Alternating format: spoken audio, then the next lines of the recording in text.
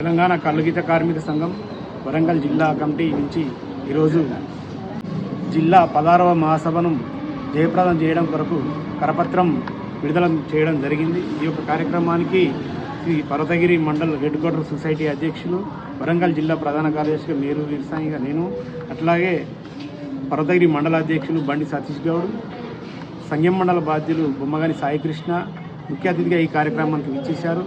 ఈ సందర్భంగా రాష్ట్ర కల్లుగీత కార్మిక సంఘం రాష్ట్ర అధ్యక్షులు ఎంవి రమణ, రాష్ట్ర ప్రధాన కార్యదర్శి బెల్లంకొండ వెంకటేశ్వరులు ఈ యొక్క మహాసభకు విచ్చేస్తున్నారు.